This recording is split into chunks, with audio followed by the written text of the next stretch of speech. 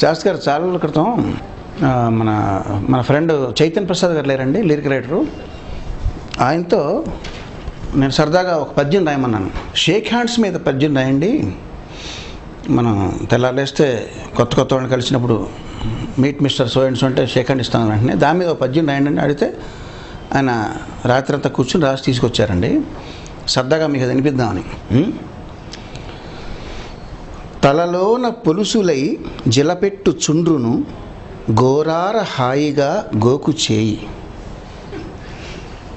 తలలోన పొలుసులై జిలపెట్టు చుండ్రును గోరార హాయిగా గోకు చేయి. కళ్ళలో పుసులను వేళ్లతో తొలగించి వాల్జూపు సొగసు కాపాడు చేయి. జలుబుతో నాసిక జలపాతమవ్వేళ చీమిడి బర్రున చీదు చేయి.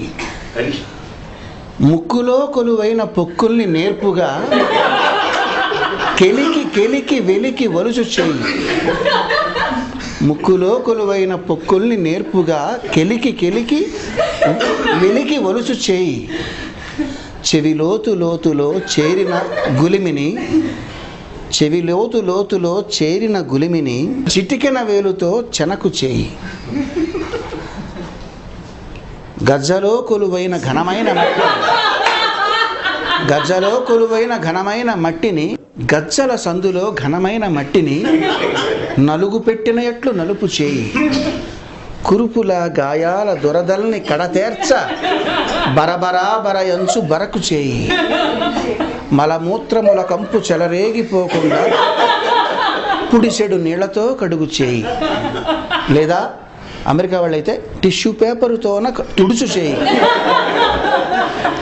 అట్టి ఈ చేయి మర్యాద ఉట్టిపడగా నిన్ను తాకంగా ఇటు వచ్చుచున్నదోయి.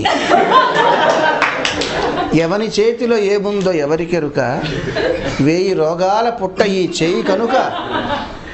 చాలింక కరచాలనాలు చాలు, దండమెట్టిన వాడెరా ధన్యజీవి.